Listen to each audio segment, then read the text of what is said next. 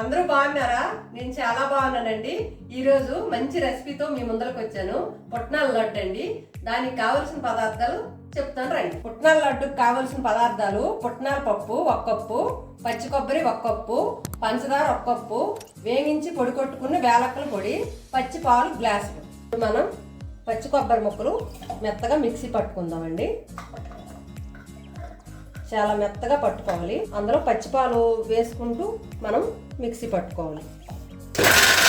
ఇప్పుడు మనం పచ్చిపాలు ఉన్నాయి కదండి, అవి పోసుకుంటూ మెత్తగా మిక్సీ కట్టాలండి. 1 కప్పు కొబ్బరికి 1.5 కప్పు పాలు పడతాయండి. నేను 1 గ్లాస్తో తీసుకున్నాను. గ్లాసుడు పాలు సరిపోతాయి. ఎలాగో మనము పాకంలో ఉడుకుతుంది కాబట్టి మరగబెట్టి చల్లార్చిన పాలు పోయవలసిన అవసరం లేదు. ఒకవేళ మీరు అలా కూడా పోసుకుంటామంటే కాచి చల్లార్చిన పాలు ఉంటే పోసుకోండి. ఇలా మిక్సీ పట్టుకోవాలండి కొబ్బరి తురుము పాలల్లో. ఒకవేళ పాలు సరిపోనట్టుంటే కొన్ని పాలు వేసుకోండి. మనం ఇందులో పంచదార వేసి కూడా మిక్సీ పట్టుకోవచ్చు. లేదు అనుకుంటే గిన్నెలోకి తీసి మనం పొయ్యి మీద పెట్టేటప్పుడు కూడా పంచదార వేసుకొని మనం పాకం పట్టుకోవచ్చు. అయిపోయిందండి. ఇప్పుడు గిన్నెలోకి వేసుకుందాం.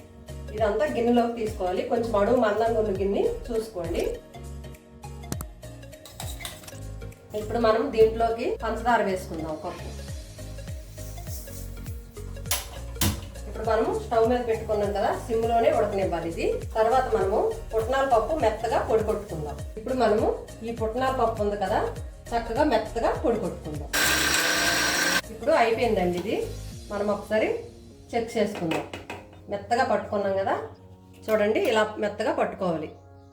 చక్కగా మెత్తగా పట్టుకుంటే మనకి లడ్డూకి చాలా బాగుంటుంది. ఇప్పుడు మనం ఇది అడుగు పట్టకుండా కలుపుకోవాలండి. చక్కగా కలుపుకోవాలి. మనకి మరీ ముదురు పాకం రావద్దు, కొంచెం లేత పాకంలో చూసుకోవాలి. మన చెయ్యికి జిగుట్లాగా అంటుతుంది అన్నప్పుడు మనము పుట్నాల పప్పు మిక్సీ పట్టుకున్నాం కదా, ఆ పొడి అందులో వేసుకోవాలి. ఇది ఇలా ఉడకాలండి, మంచిగా ఉడికిపోవాలి. ఇప్పుడు చక్కగా ఉడికిపోయింది కదా, చక్కగా ఉడికింది చూడండి. మనం ఇలా అంటే ఇలా అంటుకోవాలండి. జిగటగా అంటుకున్నప్పుడు మనం వేలక్కల పొడి కొంచెం వేసుకోవాలి.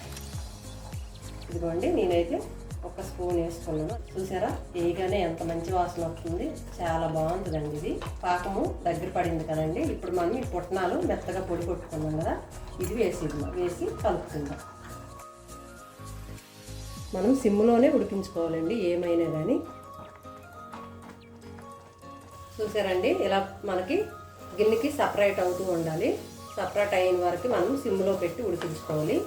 అయిపోయింది కదా, మనం ఇప్పుడు స్టవ్ కట్టేసి చక్కగా కొంచెం చల్లారాలి. చల్లారిన తర్వాత లడ్డు చుట్టుకోవాలండి. మనము మీకు కావాలనుకుంటే డ్రై ఫ్రూట్స్ కూడా సన్నగా కట్ చేసుకుని వేసుకోండి.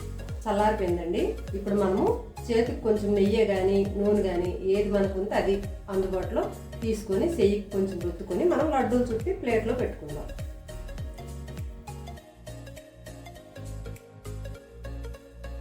మనం ఇప్పుడు అన్నీ ఇలా లడ్డూలు చుట్టుకున్నాం కదండి, ఒక ప్లేట్లోకి లడ్డూలన్నీ అమర్చుకుందాం.